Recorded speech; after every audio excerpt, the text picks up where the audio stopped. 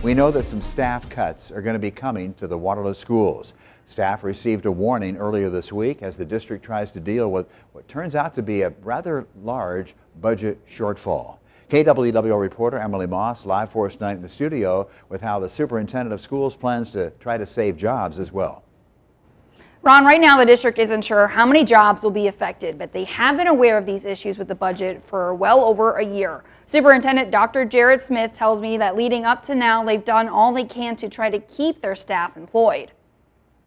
Will there be some staff reductions? There will be. The Waterloo Community School District is planning ahead and warning staff budget cuts will be coming over the next 2 years. It gives people a chance to prepare. So 2 years from now, we're going to have to cut these positions. That gives people plenty of time to react to the news, to respond. The move comes after a stark decrease in the district's general unassigned fund, from over $30 million in 2023 to just over $8 million by 2024. With COVID funding running out, state funding decreasing, and inflation increasing. Eventually that catches up, and you mentioned like that difference, the $30 million versus $8 million, and that's catching up to us, right? The district has been making adjustments already, cutting over $5 million in programming just this last year. But now, jobs will have to be cut. We got to make some changes now here these next couple of years. The superintendent will propose a new property tax increase next month to try to save as many jobs as possible with the district's special education, English language learner, and at-risk programs. Waterloo has a much higher percentage of ELL students, special needs students, and at-risk students as compared to other districts.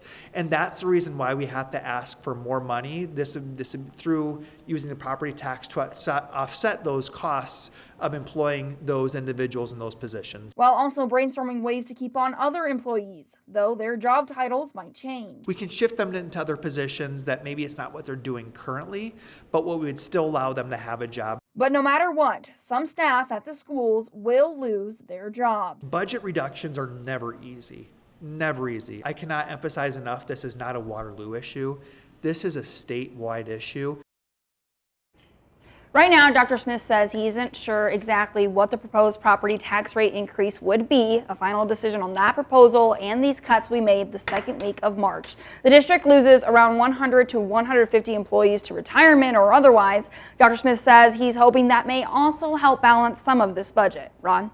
Emily, thanks for the update tonight. Now remember, back in November, voters approved easily that $165 million project for the new high school in the district, the single high school idea, but that is going to use the option sales tax funding, no property tax, to build the one new high school for students at the Central Middle School current location out in there that the district already owns that land out there. So this money is separate from the school's overall general fund, and if you know this, it cannot be used interchangeably. So we're not going to be talking about property taxes at all for the new high school, but now they have to deal with the overall budget situation.